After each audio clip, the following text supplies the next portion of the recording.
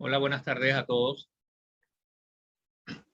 Buenas tardes. Buenas tardes, profesor. Buenas tardes, profesor. Buenas tardes, profesor. Muy bien, vamos a iniciar repasando este mapa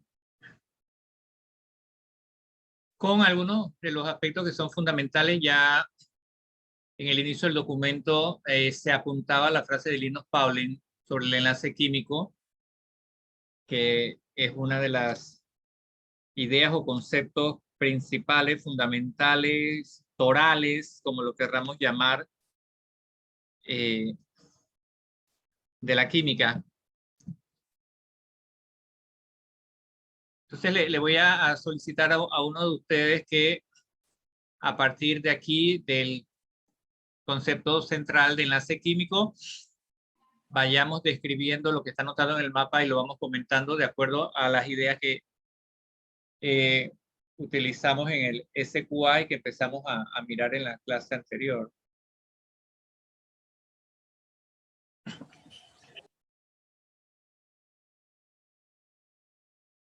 A ver, pues, ¿quién inicia? ¿Voluntario o voluntaria? Si se anota.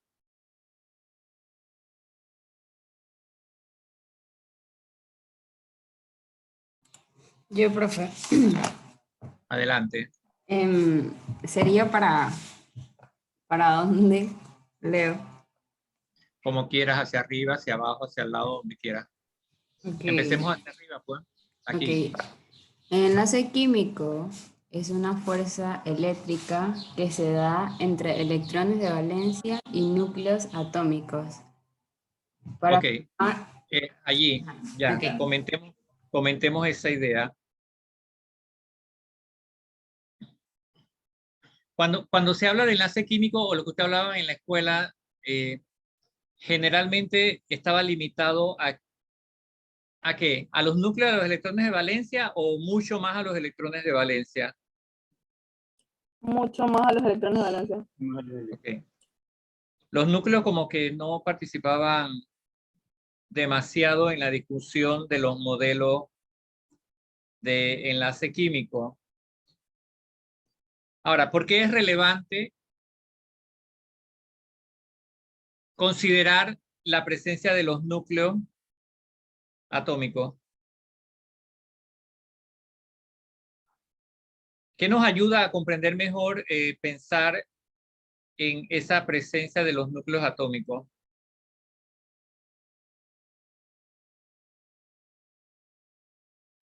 A tomar en consideración la repulsión que puede haber entre los enlaces.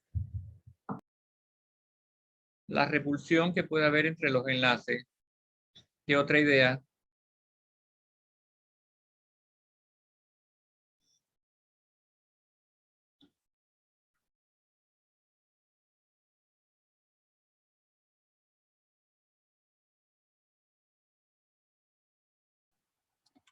La fuerza de atracción que predomina para que se forme el enlace viene del núcleo.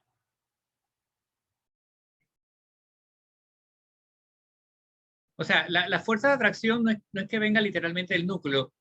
La fuerza de atracción está dada por la interacción del núcleo y los electrones. Ya hemos visto que esa fuerza, en términos de carga nuclear efectiva, ¿a qué hacías referencia ese concepto?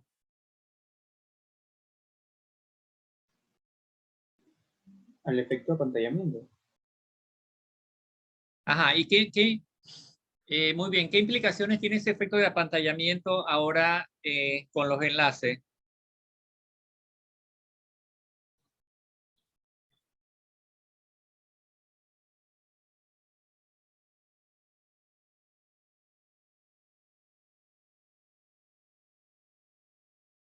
Profe, ¿puede repetir eso último que dijo, por favor?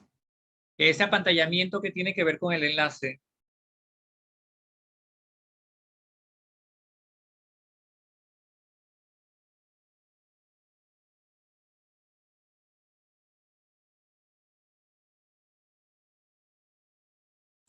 Debido a que si hay apantallamiento, se harán más débiles porque está más más afuera, más lejos del núcleo. Pero será más débil, ¿qué cosa? El enlace. ¿A eso es lo que te refieres, al enlace? Sí, A ver, el enlace ocurre con los electrones más externos. Para que ocurra el enlace, tiene que haber electrones de átomos iguales o de átomos distintos. Esos electrones entre ellos van a tener fuerzas repulsivas porque tienen el mismo signo. Entonces, estamos o hemos visto hasta el momento que el núcleo, la interacción del núcleo con sus electrones de valencia dependerá de la distancia de ese electrón al núcleo y de los electrones que hagan pantalla, que es lo que llamamos apantallamiento. Entonces, esa tendencia es la que va a definir la naturaleza del enlace químico. Cuando hablo de la naturaleza del enlace químico, estamos hablando del predominio o no de determinada fuerza. Ahora, en cualquier tipo de enlace, cualquiera que sea el tipo de enlace que ya ustedes me han mencionado, las fuerzas electrostáticas siempre van a estar presentes.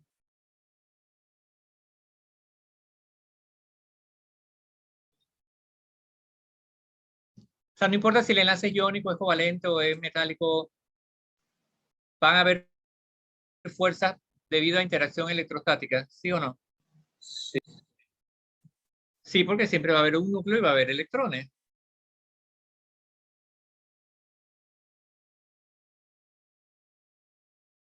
Eso es algo que no debemos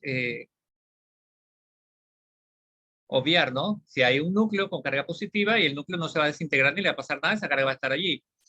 Los electrones van a estar porque indistintamente de que sea con los electrones de valencia que ocurra la formación del enlace, los otros enlaces van a estar allí.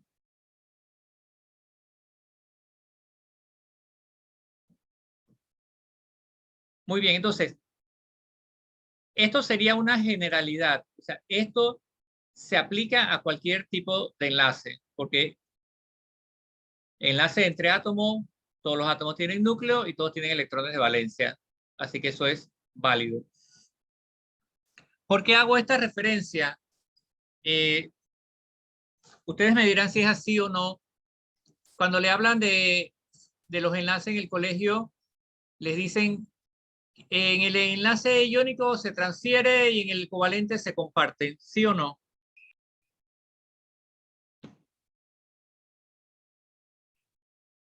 Sí, profesor. O sea, Ajá. esas son las ideas que van quedando por ahí como a medias, pues, no acabadas las explicaciones. Porque si uno dice, bueno, si siempre hay electrones y hay núcleos, ¿qué significa realmente que se transfieren y qué significa que se comparten? Si para que haya enlace tiene que haber al menos un par de electrones.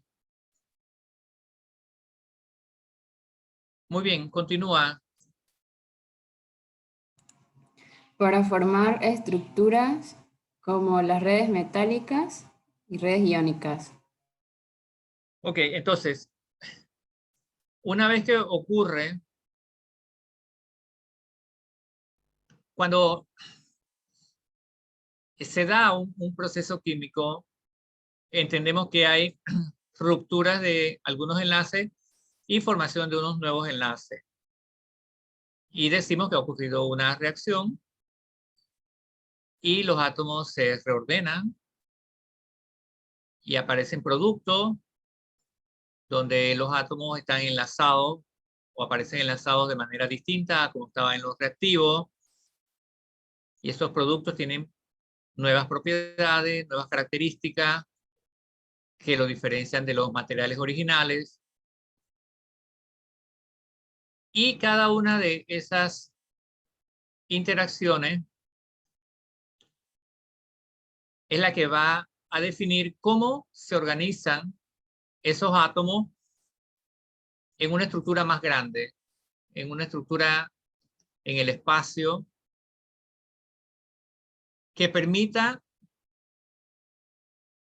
interacciones que estabilicen esas moléculas o esos átomos o esos iones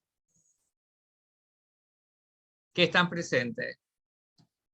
Cuando nosotros tomamos un poquito de sal o de azúcar, decimos, ah, bueno, esto es sólido y es blanco y tiene forma cristalina y la textura con los dedos, lo tocamos, etcétera, etcétera. Si tuviésemos la posibilidad de ver cómo están organizados en esa estructura sólida, podríamos mirar entonces la organización. Es como pensar, cada cosa está en su lugar correcto, a la distancia correcta, con las fuerzas atractivas dominantes para que la estructura sea estable. Entonces, esas estructuras las vamos a denominar como redes. Una red consiste en una estructura que se repite, pensemos como si fuese una malla de voleibol o la red que está en el marco del portero en el fútbol, o la red para pescar, etc. La estructura que se repiten esas unidades varias veces. Cuando digo que se repiten, a la izquierda, a la derecha, arriba y abajo, tienen vecinos. Podemos pensar como si fuese un apartamento. Para los que viven en apartamento, el techo de ustedes, ¿qué representa para el vecino de la parte superior? El piso. El piso, ¿no? Y la pared, si donde vive el apartamento tiene vecino, la pared suya para el vecino de al lado. Sería su pared también. Exacto, es compartida, ¿no? Entonces estamos diciendo que los átomos, dependiendo de la posición que se encuentren, pueden estar compartidos con la estructura vecina. O sea que en realidad un solo átomo no le pertenecerá a una sola porción de esa megaestructura, sino que puede estar compartido con el de al lado. Pensando en el ejemplo del apartamento, imagínense, bueno, su pared, que es la pared del vecino. Si usted coloca algo en el intermedio, pensemos que quisiera colocar una cámara que comunique ambas paredes. Si fuese familia, pues para vigilar uno al otro. La mitad de esa cámara está de su lado y la otra mitad estaría del otro lado. Entonces, asimismo, los átomos que comparten esa estructura, esa esfera hipotética que representa el átomo podría estar compartida con la unidad vecina. Entonces, esa estructura de red le va a conferir propiedades particulares, porque mientras más extensa es la red, más conexiones haya en esa red. Asimismo, podemos pensar en la energía de esa red, que se denomina energía reticular, con T, referida a la red, energía reticular. Muy bien, entonces seguimos por el brazo derecho, redes metálicas. Redes metálicas que están presentes en las sustancias metálicas generalmente tienen altos puntos de fusión, alta conductividad eléctrica, nula solubilidad en agua. Ok, entonces las redes metálicas, fíjense, las redes metálicas corresponden a la estructura de las sustancias metálicas. Y nosotros en química, ¿a qué denominamos sustancia? A los elementos. ¿Y a qué más? Elementos y compuestos. A los elementos y a los compuestos.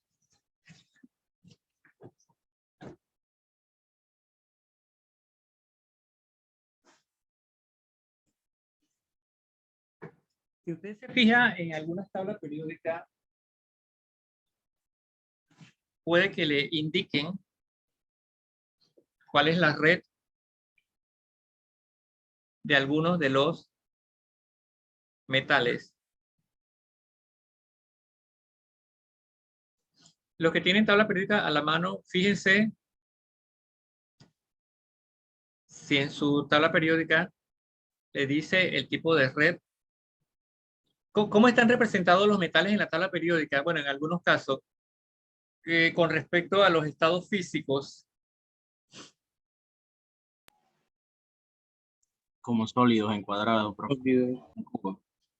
aparecen como una especie de cubitos, ¿no? Bueno, depende de la tabla que tengas. Sí, profesor. En algunas tablas aparece como un cubito. Para los gases aparece una especie de nubecilla.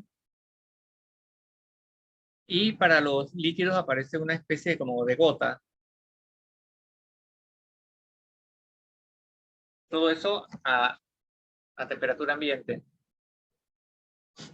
Y en algunas tablas aparece lo que se denomina la estructura cristalina. No sé si en algunas tablas lo tienen. Sí, profe. Y también lo tiene. Sí, profesor. Ok, ahí en la estructura cristalina se fijan, bueno, la palabra que estamos viendo aquí no, estructura, y cristalina viene del estado sólido que forma un cristal. Nosotros hablamos de los sólidos cristalinos para referirnos un poco a los ejemplos que veíamos, que les mencionaba hace un rato, de la sal, el azúcar, estos sólidos que utilizamos cotidianamente. Y ahí dentro de esa estructura cristalina, leo lo que dice en la tabla que tengo al frente. Ahí dice cúbico, centrado en el cuerpo, hexagonal, cúbico simple, cúbico centrado en la cara, tetragonal, ortorrómbico, diamante, monocíclico, romboédrico. No sé si en sus tablas están esas mismas u otras formas, pero el hecho allí es que cada una de esas estructuras de cristalinas de estas redes metálicas tiene un ordenamiento espacial característico que está condicionado por el tipo de átomo o de ion que está en la estructura, la distancia que hay, las capas que pueden formar. Cuando hablo de capas me refiero a que si en la estructura las uniones están organizadas con ángulos específicos y distribuidas en capas una debajo de la otra o una junto a la otra. O sea, todo eso va a definir las propiedades de esa sustancia metálica que se mencionan aquí. Y para la próxima semana, Dios mediante, al grupo de hoy el licenciado John les comentó sobre un probador de conductividad casero que se hace con algunos elementos bastante simples, con la idea de que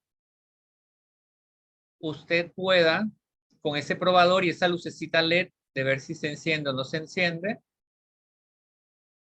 probar esa propiedad de conductividad eléctrica. Generalmente esa actividad se hace para verificar disoluciones. Ahora, el cuidado que hay que tener cuando vaya a hacer esa prueba, cuando se construye el dispositivo, si usted prueba la conductividad en agua, teóricamente, ¿qué debe esperar? ¿Que haya conductividad eléctrica o que no haya conductividad eléctrica? Que haya, profe. ¿Qué? Que no haya. El agua, estamos hablando de H2O, no estamos hablando del agua potable, ni el agua del mar, ni el agua H2O sola, entre comillas, agua pura. Espera que sea un buen conductor eléctrico o un conductor eléctrico. Profe, yo digo que sí. Yo digo que sí. También digo que sí. Entonces, Yo ¿por qué también. cuando la gente se mete a una bañera y mete un artefacto que está conectado se electrocuta? A ver, para que haya, primero, cuando hablamos de la conductividad eléctrica, ¿qué es lo que debe haber en el medio para que haya conductividad eléctrica? Electricidad. ¿Y la electricidad qué es? Energía. Energía. ¿Qué otra idea? Tienen que haber cationes y aniones. La fuerza. A ver, pero la corriente eléctrica es una carga, ¿sí o no? Sí. Sí. ¿Qué carga? ¿Cómo se origina? ¿Qué es la responsable? ¿Qué es lo que se transporta? ¿Qué es lo que se mueve? Electrones. Entonces, para que haya transporte de electrones, ¿qué tiene que haber en el medio?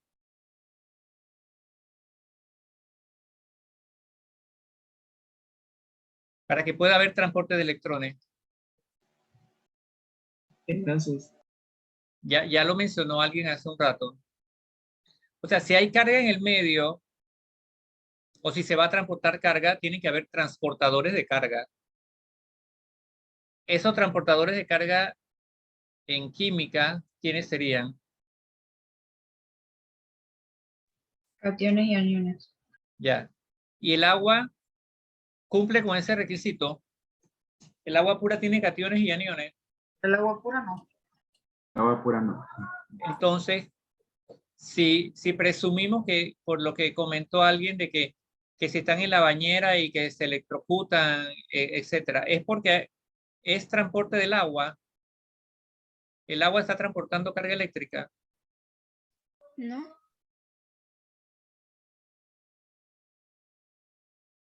Profesor, una duda. Diga. Si entonces el agua no transporta, ¿cómo fue posible hacerse la hidrólisis del agua? ¿Qué entiendes tú por hidrólisis? Bueno, cuando separaron el oxígeno y el hidrógeno. Bueno, eso mismo es lo que estás diciendo. Utilizaste la electricidad para separar hidrógeno y oxígeno gaseosos neutros. No está separando carga. Ok, ok.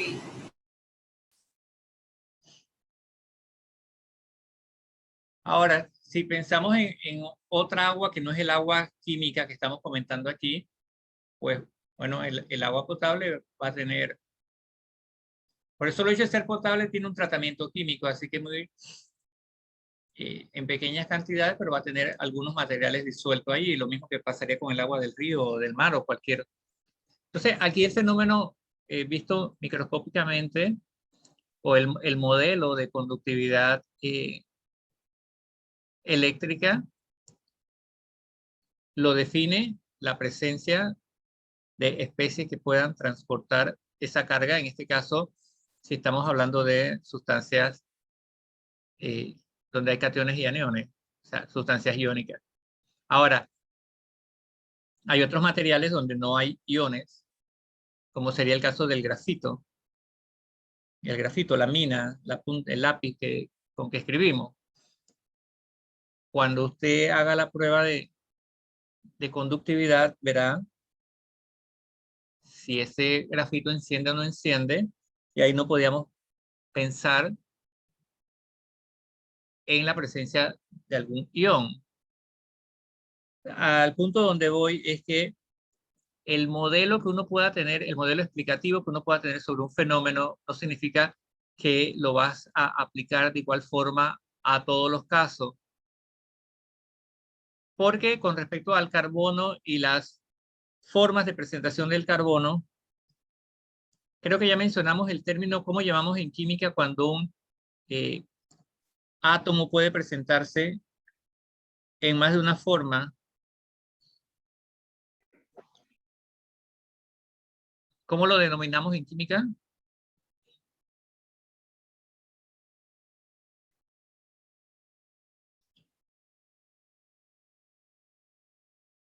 No sé si lo dijimos, lo mencionamos ya en una clase, pero recuerdan el término alótropos.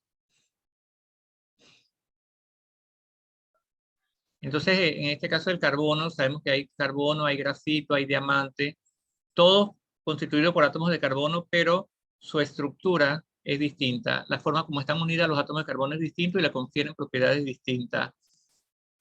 El diamante que en un ordenamiento de materiales de dureza, el diamante está entre los más duros, o sea, difícil de rayar.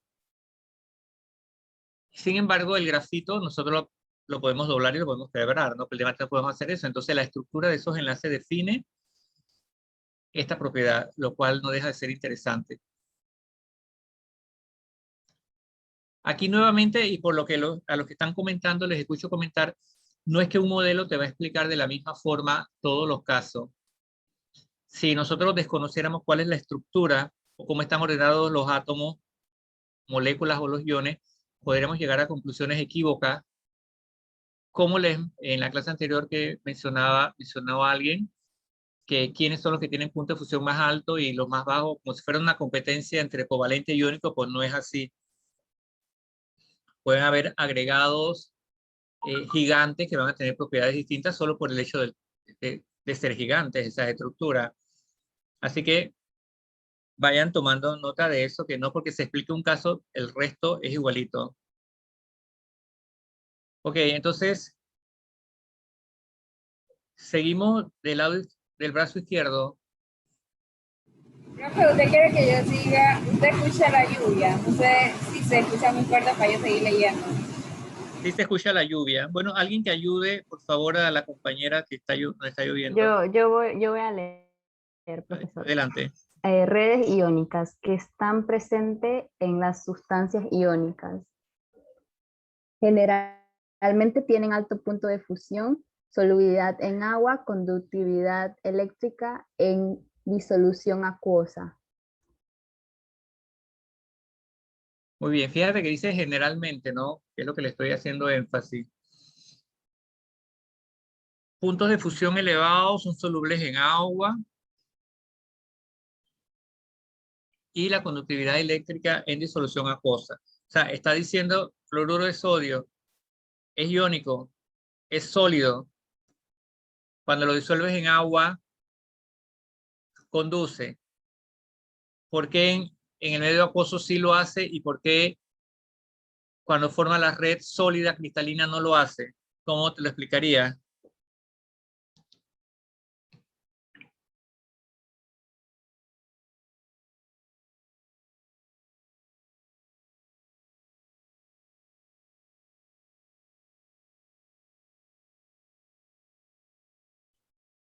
Repito, ¿por qué cuando una sustancia iónica es sólida no conduce y cuando está en agua sí?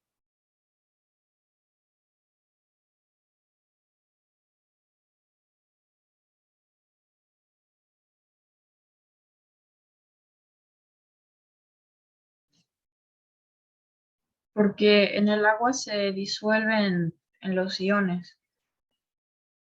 Y entonces, Porque en el agua los iones están en movimiento y sólidos están estáticos.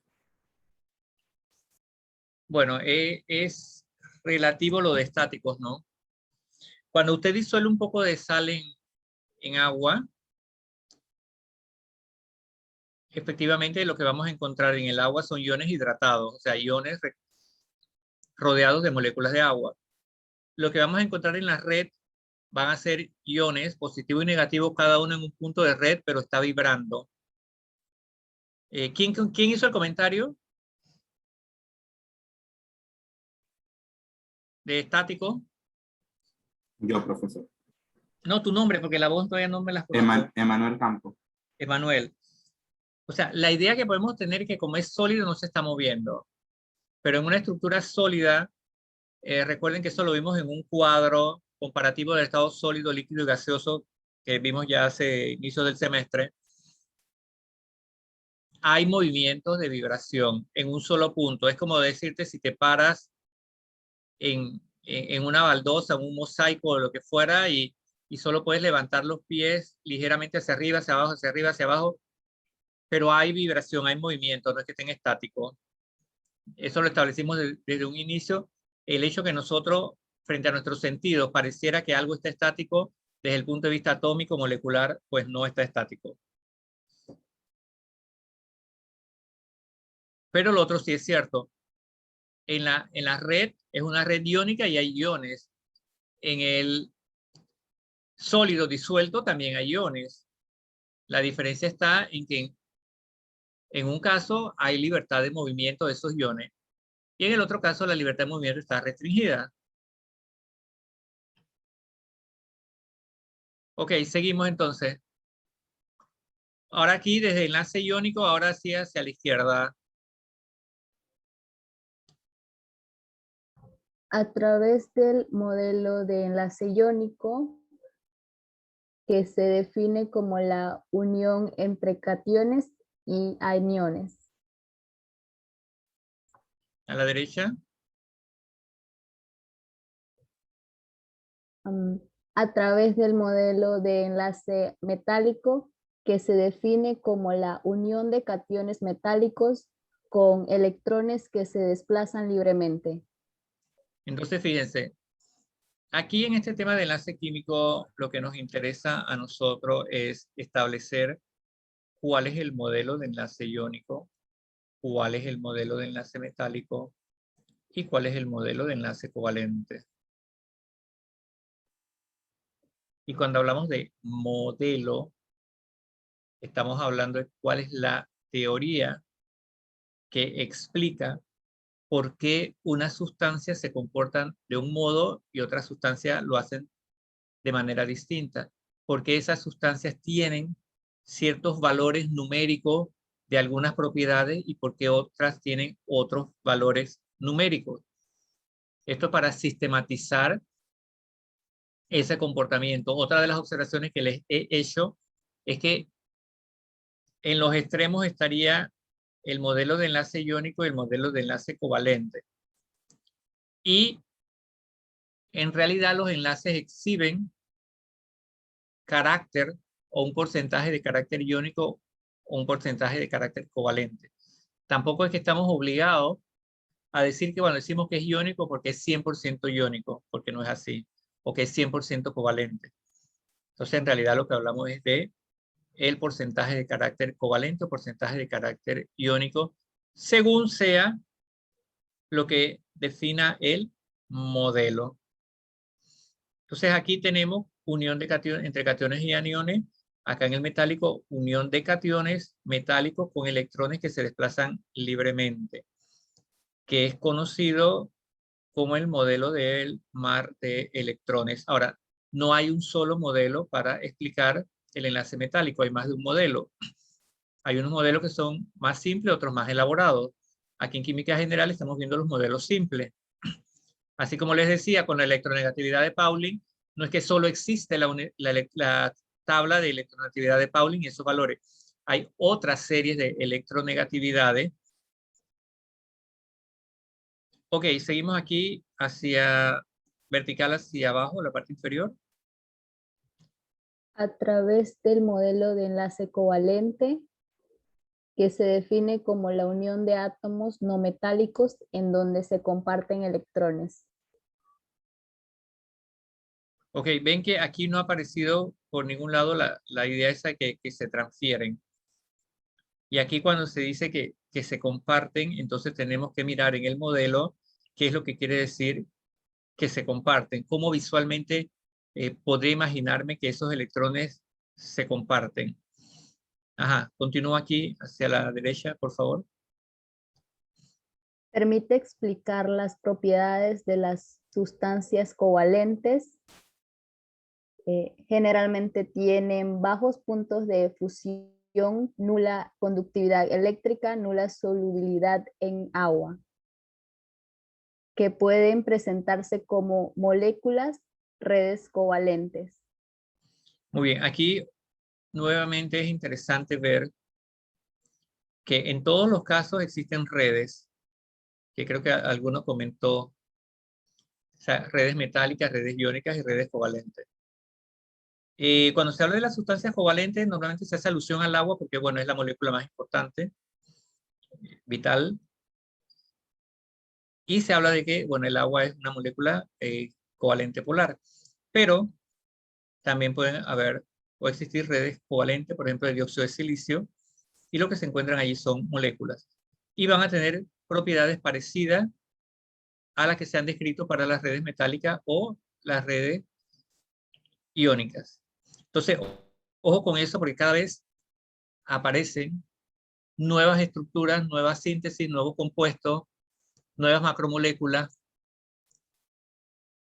que están entre los bordes de nuestra clasificación, y el hecho que tengan propiedades particulares o particulares que no se ajustan a la química que usted ha visto hasta el momento, simplemente tú dices, bueno, no cae en esta clasificación. Las propiedades que tienen no caen en esta clasificación. Y eso es lo que también les he comentado, a veces el riesgo de encasillar o clasificar las cosas, ¿no? Porque aparecen, y en química particularmente es así, cuando se trabaja con nuevos materiales, que se salen de la norma, lo que está establecido, eso no significa que esté malo o la teoría ya no funciona. Simplemente que estamos en la frontera de esas propiedades y cada vez se manipulan de una forma distinta.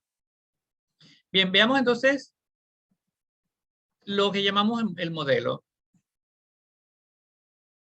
El modelo, el dibujo, la representación, lo que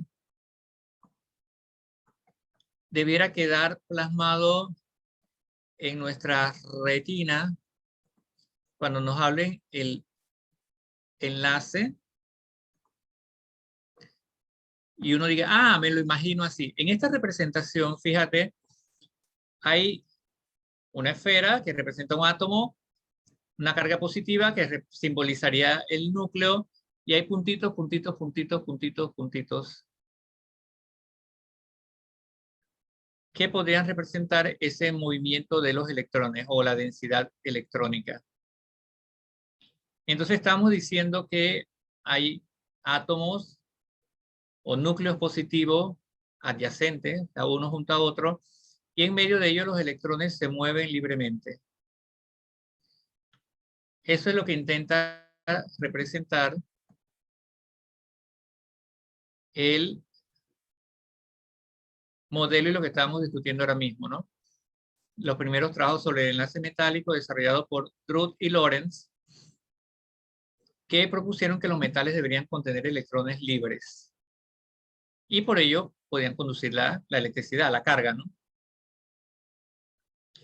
Y Lewis es que establece en esencia los tres enlaces que conocemos: iónico, covalente y metálico. Lewis, el de las estructuras punto electrón. Entonces, en esta representación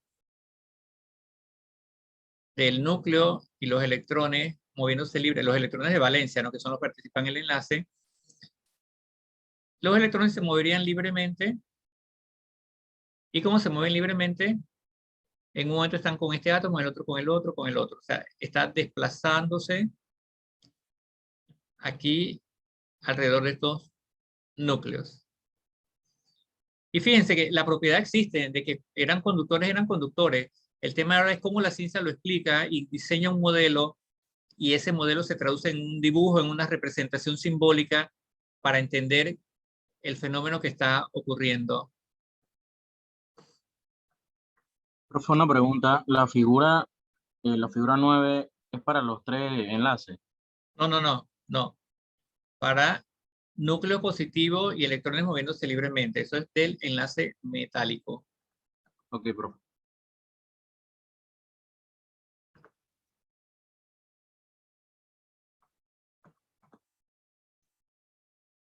Fíjense cómo se van construyendo estos modelos. En la clase anterior yo les dibujaba mentalmente al menos. Esto es para el átomo de hidrógeno. Bueno, aquí los átomos de hidrógeno están a cierta distancia. Dijimos que hay una distancia de separación, una longitud de enlace que se puede buscar en una tabla. Se acercan y aquí usted ve ahora hay una zona verde, amarilla, roja, violeta. ¿Y qué está pasando visualmente? Lo que miras en este dibujo, ¿ah? ¿Qué está pasando conforme esos átomos se acercan? ¿Qué está pasando con la densidad electrónica? Con la carga negativa que hay entre... Aquí está el núcleo, este es el otro núcleo. Y esto representa el orbital, que en el caso del hidrógeno es el orbital esférico, ¿no? 1s. ¿Qué ves que pasa conforme se acercan?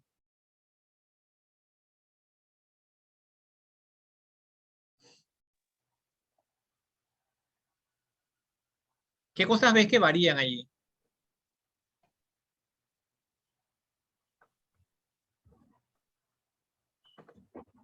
Los núcleos ya no quedan en el color celeste, sino que quedan como en el color entre el amarillo y el rojo. Claro, pero eso en términos de color, pero en términos de la distancia, ¿qué cambió? Los núcleos se acercan más. Ok, entonces, ¿qué cambió?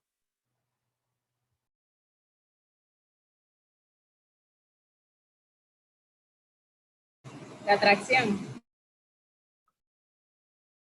Más específicamente. Con respecto a los núcleos estoy hablando.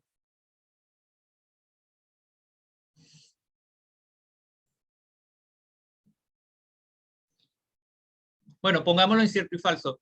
¿La distancia internuclear varía o no varía? Varía, profe. Varía.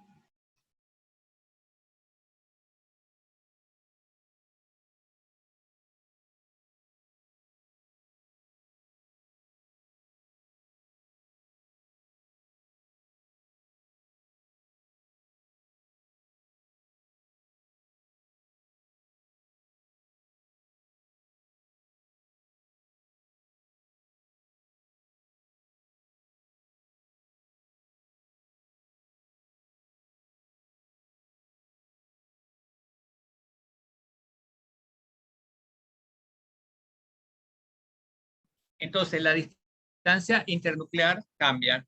Veamos la gráfica que está aquí alrededor. Esta gráfica es energía potencial. Aquí estamos en los átomos separados, ¿no? Cierta distancia. Aquí los átomos se unen un poco. ¿Cómo dijimos que era esta zona de encuentro aquí? Que aparece sombreada. ¿Cómo le llamamos a eso? Solapamiento. Solapamiento. Y fíjense aquí, donde aumenta ese solapamiento o traslape. ¿Qué pasa en este punto con la energía potencial? De acuerdo a la gráfica de energía potencial. ¿Qué ocurre? ¿Qué ocurre aquí? La energía potencial disminuye. La energía potencial es mínima. Aquí hay un mínimo. Aquí. A esa distancia. Y aquí entonces el sistema se estabiliza. Recuerden que hemos dicho que energías bajas o procesos exotérmicos corresponden a mayor estabilidad. Entonces estamos viendo tres cosas aquí. La distancia internuclear se modifica. Hay un cambio también en la densidad electrónica.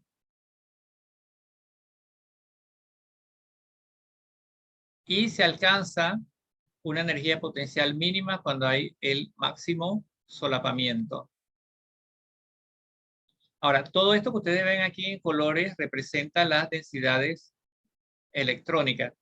Cuando decimos que hay una máxima densidad electrónica aquí es porque el enlace que se ha generado es el más estable posible. Por esto usted ve que aquí se va incrementando la coloración roja. O sea, estamos hablando de zonas de mayor densidad electrónica, mayor traslapamiento, mayor estabilidad.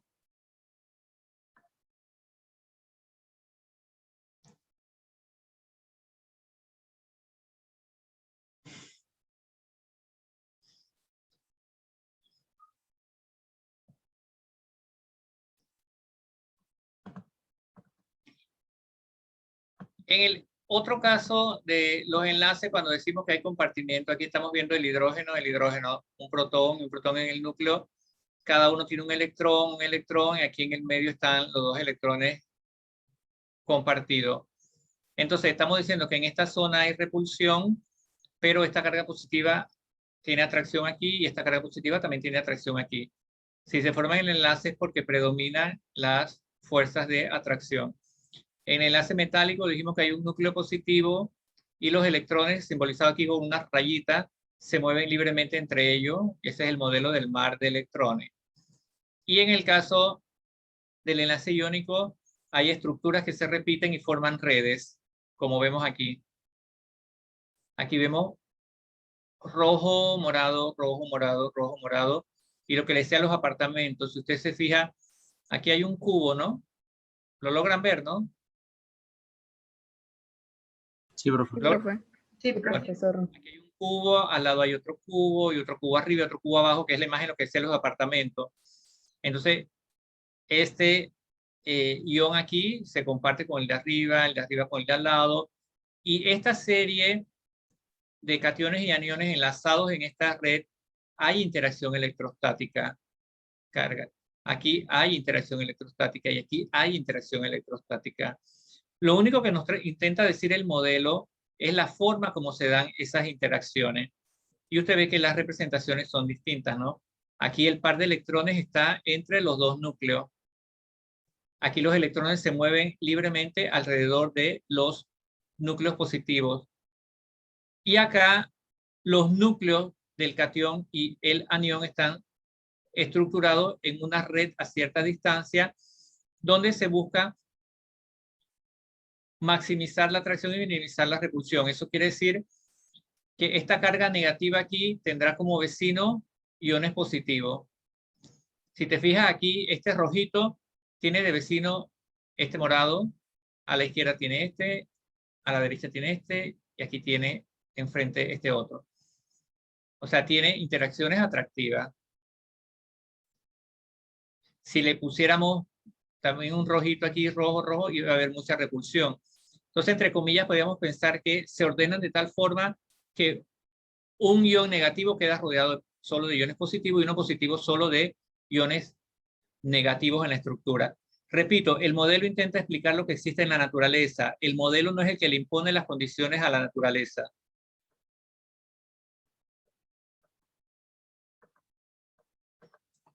Bueno, aquí a lo largo de este documento, para el que ya lo vio, encontrará que hay varias representaciones. Aquí está nuevamente la del hidrógeno, ¿no? El núcleo positivo, el par de electrones compartido. Ahí está sombreado el orbital esférico S. Y aquí vemos las interacciones. Este núcleo positivo con negativo es atractivo, positivo con negativo atractivo. Y aquí en el medio sería repulsión. Entonces, simultáneamente hay atracción y repulsión, pero predomina la atracción. ¿Qué es lo importante que tengas en este concepto estructurante o concepto fundamental de la química? Que de todas las representaciones que están en este documento que yo les he dado, y que no las va a encontrar ordenadas en un libro así, usted diga, bueno, yo el dibujo que mejor entiendo es este y la forma como represento el enlace metálico es esta y al covalente esta y a la otra. Y soy capaz de, con un dibujo, explicar qué es lo que significa el compartir los electrones, cómo ocurre el solapamiento entre esos átomos, cómo interactúa el núcleo con sus electrones, cómo los electrones se mueven libres en un enlace metálico, etc. Después que usted tenga eso en mente, entonces para el reto de la persona de la compañera que creo que mencionó que por qué entonces el agua y la electricidad y el aparato eléctrico conectado, etcétera. Después que lea eso, entonces quiero que razone sobre ese fenómeno, porque bueno, eso sale en las películas y sale en todos lados que te electrocutas si pisas o si estás mojado y la corriente. Entonces quiero que vuelvan a ese fenómeno y me den una explicación de qué es lo que está ocurriendo en ese caso, de acuerdo a los modelos de enlace que estamos mirando. ¿Alguna pregunta? Si no hay pregunta, entonces terminamos por hoy. Profe, en cuanto al parcial, las opciones que usted nos había dado, que usted nos había dicho... Lunes o viernes, sí. Ajá, lunes o viernes. ¿Era el lunes que viene o el lunes de arriba? Este lunes que viene. Este que viene, que es A ver, 14. la semana pasada yo anuncié que el parcial era no esta semana, sino la siguiente. O sea que sería este lunes 14 o el viernes 18. Correcto. Ok.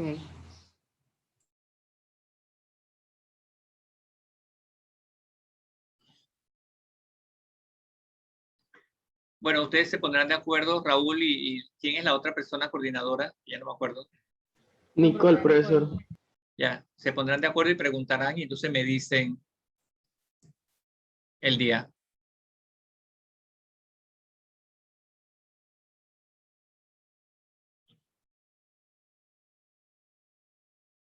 Listo, pues, no hay más preguntas, observaciones, nada. Creo que prácticamente ya decidimos y lo queremos para el viernes. Bueno, no hay problema. Recuerden que yo no correteo con las fechas, ¿ah? Si no es el viernes, el lunes, el siguiente, el otro, en septiembre, octubre, noviembre. Eso. Y lo que le dije desde el inicio del semestre, hay que hacer exámenes, hay que hacer exámenes. El sistema no ha cambiado y tal vez algunos no estamos muy de acuerdo con los exámenes y menos esta modalidad, pero hay que hacerlo. Profe, en sus materias son solamente 2 parciales. ¿Es una afirmación o es una pregunta? No, es una pregunta. ¿Son 2 o 3 parciales? No, hombre, puede ser 4 o 5. Eso para mí no es una limitante. Por ejemplo, si ya hicimos un parcial, ¿no? Y la mayoría no tuvo buenos resultados. Si antes que termine el semestre ustedes me dicen, ay, podemos repetir este examen y nos borra el pecado anterior. Yo le digo, está bien, yo le preparo un examen y le borro el pecado anterior. O puedo decirle, bueno, hacemos otro y que lo suma entre 2. O, por ejemplo, puedo decir, ahora estamos dando enlace químico y como este tema es más complejo, entonces hacemos un examen solito de enlace químico. ¿Me explico? Sí, profe. O si usted me dice, profesor, yo quiero hacer antes del semestre un examen oral para mostrarle que sí avancé y que supe esto, usted también puede hacer. O sea, yo no estoy inventando nada de eso, todo eso lo dice el estatuto universitario. Y yo puedo poner un examen oral también, pues. Ok, profe, estaremos pensando en su propuesta porque eso parcial, Mira, profe. los estudiantes, la experiencia me dicta lo mismo. Cuando piden cambio de fecha, los resultados no varían. Cuando quieren recuperar exámenes, la teoría pedagógica dice que hacer más exámenes no produce mejores resultados. Porque ya estás en otros temas, estás esto, lo otro. Entonces, de todo hay, ¿no? Hay quienes sí lo podrían aprovechar, pero lo que digo es la tendencia, ¿no? Generalmente. Y cualquier cosa tiene que ser antes de los exámenes semestrales, porque ustedes que son novatos, cuando empieza la semana de exámenes semestrales es una locura, son 8 exámenes, son en 2 semanas, tienes hoy el miércoles, y ya yo los voy a escuchar a ustedes diciéndome, profesores, que ese día nos toca, no sé si ya le pidieron hacer los horarios o le dieron la fecha, pero cuando salgan las fechas, usted va a ver que terminamos el viernes y ya el lunes comienza el primero, pues el miércoles, después el jueves, después el otro el lunes, el miércoles, el viernes, y se acabó, y después la siguiente semana es el examen de rehabilitación, lo cual también es absurdo, porque si acabo de hacer un examen y tengo que prepararme para una rehabilitación, ¿cómo lo voy a hacer en 2 o 3 días? Eso no tiene sentido. Pero bueno, esas reglas no las he establecido yo. Profe, otra pregunta. Entonces, el parcial sería de leyes ponderables, volumétricas, la tabla periódica y enlaces químicos. No. No, enlace químico no viene en el examen. El tema es las leyes ponderales, las leyes volumétricas, la estequiometría y la tabla periódica. Listo, profe. Yo le subí una prueba formativa de tabla periódica, ¿verdad? Sí, profesor. Sí, profesor. Sí. Listo. Profesor, una pregunta. En lo que nos decía sobre el portafolio, hay una sección donde dice que hay que montar los links de las pruebas o las pruebas y cómo vamos a, primero, cómo puedo yo montar la prueba. Monto el link del forms que usted nos dijo la vez pasada, ¿cómo? O también tengo que buscar las pruebas, los ejercicios, lo que resolviste, tienes que hacer las correcciones Y eso es lo que pones ahí en la parte de prueba. Lo que me estás diciendo ahora mismo de colocar el link de las pruebas, eso no lo tengo en mente en realidad en este minuto. Profesor, pero hay una sección también del portafolio que dice la corrección de los problemas de los parciales. Correcto. Pero, ¿cómo haríamos en eso? O sea, sí tenemos los problemas, pero no sabríamos en qué fallamos. Entonces no podríamos resolver, O sea, hacer las soluciones. Si yo te devolví los resultados y sabes qué puntos tuviste, sabes que lo tuviste malo. Lo que tienes que hacer es resolverlo y después que lo tienes resuelto, decirme, profesor, lo resolví y estos son los resultados. ¿Concuerdan o no concuerdan? Porque yo te puedo mandar la clave si quieres, pero ¿para qué? No vas a copiarme la clave para decirte que lo pudiste resolver, ¿no?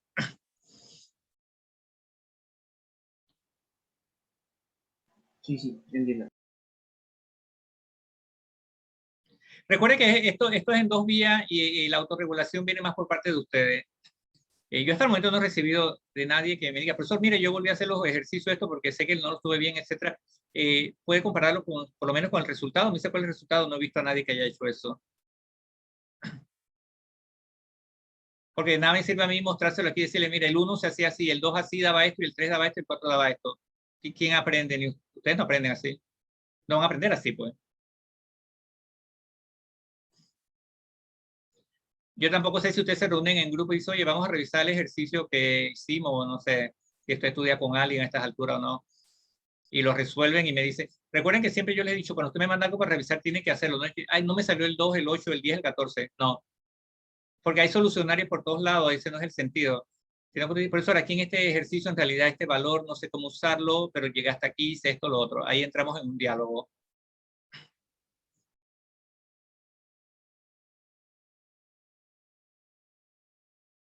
¿Algo más? ¿Alguna observación? ¿No? Profesor, una pregunta es con respecto al portafolio también.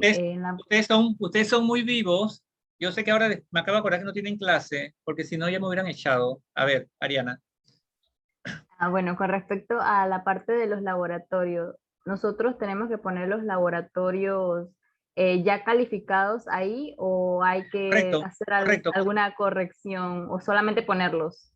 No, usted todo lo que hiciste y fue incompleto o no se acabó, no se logró, tienes que corregirlo. Mira, la idea del portafolio es que para cuando tú llegues al examen semestral, tú tengas la corrección y la mejora de todo lo que hiciste y estudies con esa información. Porque para el semestral, definitivamente que no te voy a mandar una lista de 100 problemas nuevos ni de situaciones nuevas para que colapse. Va a ser con base a lo que hemos trabajado. Si tú poco a poco corregiste, en el primer parcial eran, no sé, 4 o 5 ejercicios y ya lo corregiste, lo dominas, has practicado otros ejercicios similares para ir fortaleciendo eso. Todo eso es evidencia en el portafolio. Lo que pasa es que al final los estudiantes me dicen, profesor, pero es que yo sí estudiaba y tengo hecho 100, 200, 300 ejercicios, que no sé si es verdad que lo hicieron o porque hay tanto ejercicio libre por ahí. Y aún así salí mal, entonces, bueno, algo no estabas haciendo bien, pues. Pero todo vale hasta la última semana de clase. Ya después cuando vienen los exámenes semestrales y esto, ya que si yo hice o yo hacía o no podía, ya no hay vuelta atrás. Por eso que ahora usted tiene toda la ventaja.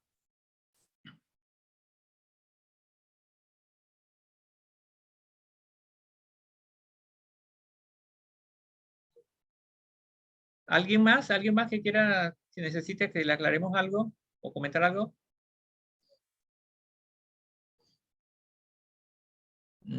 Entiendo que no, entonces.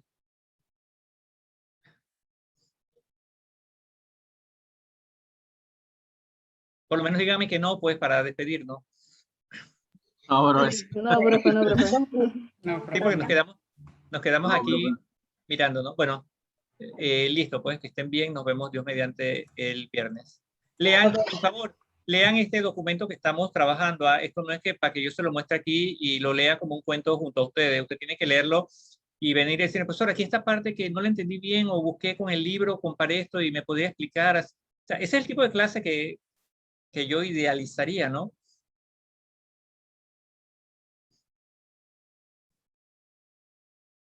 Bueno, saludos a todos, pues, que estén muy bien.